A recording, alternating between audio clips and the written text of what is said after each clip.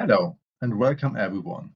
I'm Stephan Breimann and I'm happy to present to you charting gamma-secretase substrates by explainable AI. Gamma-secretase is the best studied intermembrane protease because it's critically linked to Alzheimer's disease and cancer. Its substrates are single-spanning type 1 transmembrane proteins which have an N-out topology.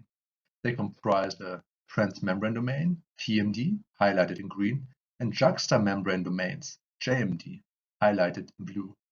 One of the best studied substrates of gamma-secretase is the amyloid precursor protein, in short APP. Mutations within gamma-secretase or APP are leading to aggregation, plaque formation, and neurodegeneration, causing Alzheimer's disease.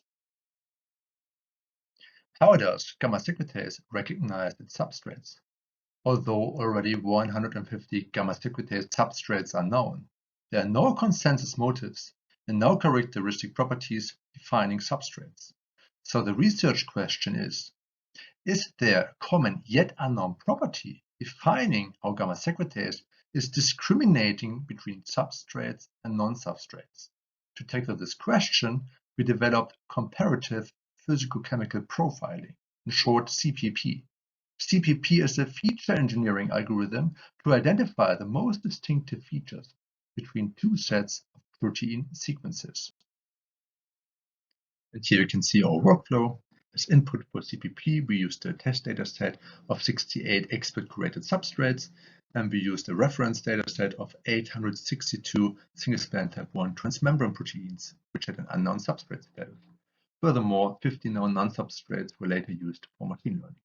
As second input for CPP, we used around 600 property scales from AA index, like volume, polarity, or charge, and we curated them in our AA ontology.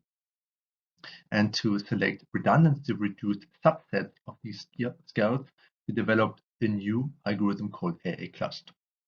And finally, we faced the problem of having an unbalanced dataset of substrates and non-substrates, and we overcame this by developing a new algorithm called deterministic positive unlabeled learning, in short DPU-learn. And here you can see a brief overview of AA ontology, which is an ontology of amino acid scales for interpretable machine learning. AA ontology comprises 8 different categories, such as conformation, and 67 subcategories, such as alpha helix or beta sheet. And here you can see the idea of AA cluster. It is a wrapper method for clustering algorithms with a predefined number of clusters, K. K is optimized based on the minimum within Pearson correlation. And then in the next step, for each cluster, one observation is selected, yielding a redundancy-reduced set of, for example, scales. And now we are coming to the key idea of CPP, its feature concept. The CPP feature is defined as a combination of a part and split the scale. As a part, we can consider the TMD and now split it into other segments or patterns. And now we can select the scale, like volume, assign the scale values to these amino acids and compute the average, which we call the feature value. Here you can see the top 15 features for discriminating between substrates and non-substrates. Each feature is given by its scale subcategory and its position highlighted in gray. So now we can compute the difference between the substrate dataset and the reference dataset. Higher values for substrates are indicated in red and lower values are indicated in blue. We then used machine learning models to compute the feature importance. We can appreciate that the most important feature is an increased beta-strand tendency around the cleavage site. Looking at all features, we can plot the cumulative feature importance per residue position, and you can see here that this and this region are most important. Here, what we call the TMDC anchor, and here is the cleavage region. Adding one more layer of complexity, we get this CPP feature map. It is revealing the common yet unknown property as the physicochemical signature of gamma-secretase substrate. showing the feature scale subcategory against the amino acid position. It's indicating increased values in red and decreased values for substrates in blue. As well, we highlighted the feature importance by these black squares and by the stacked bar chart. To summarize this group is called the well-defined TNBC anchor, characterized by an increased accessible surface area, helix termination propensity, or entropy. And the second important group is occurring here around the cleavage site, characterized by an increased helix and beta strand tendency, which is consistent with structural findings. And here you can see the structure of the gamma-secretase APP complex. The helix of APP around the cleavage site is unfolded and extended because of the interaction with gamma-secretase. They form a hybrid beta sheet.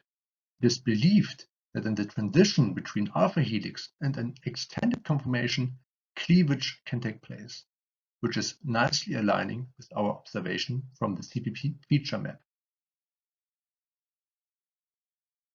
Next, we benchmarked our machine learning models. We can nicely see that the substrate prediction score is separating between known non-substrates having a low score and substrates having a high score. Moreover, we benchmarked our approach against state-of-the-art machine and deep learning models. As an alternative to CPP, we tried protein embeddings from ProtT5, and as an alternative to DPU-Learn, we used the dataset expansion method SMODE. What you can see is that CPP together with DPU-Learn achieved 90% balanced accuracy, whereas the other methods only achieved around 60%.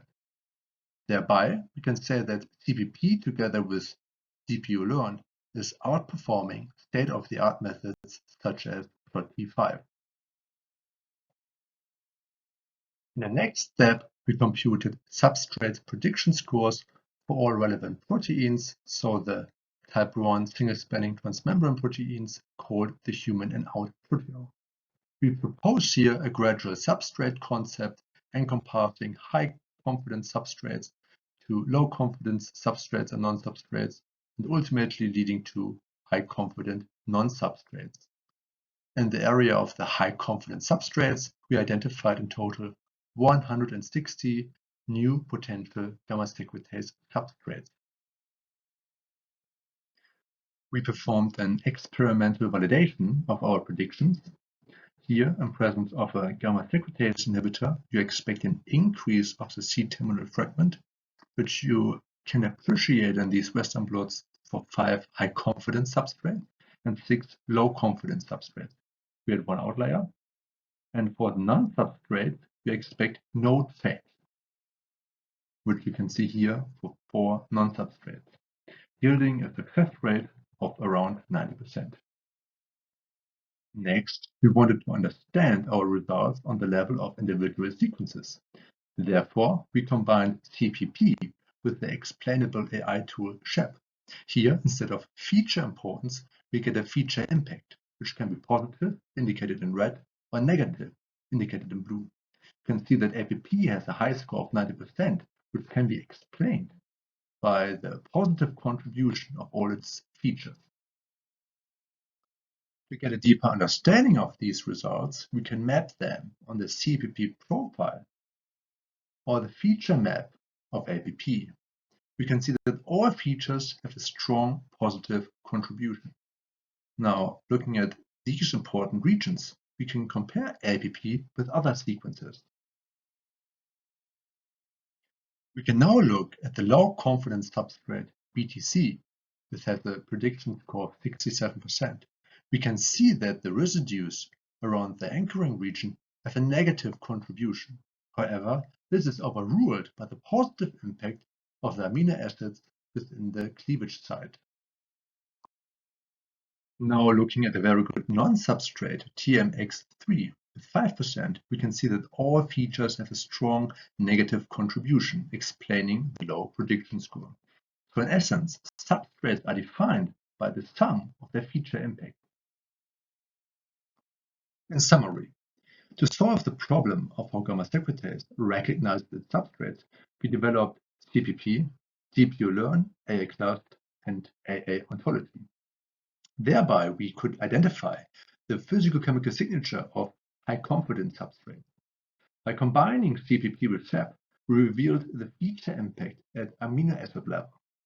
Our approach could outperform PROT-T5, achieving a balanced accuracy of 90%. We experimentally validated 11 substrates and 4 non-substrates, yielding a success rate of around 90%. So all in all, we believe that CPP might have broad applicability in uncovering how a biological sequence determines molecular function. And with this, I want to thank you, especially Harald Steiner and Fritz Kamp, which were working on the experimental validation, and of course, especially Dimitri Frischmann, my doctor father. And I thank you for your attention, and I'm looking forward to meet you in person in the ISMB.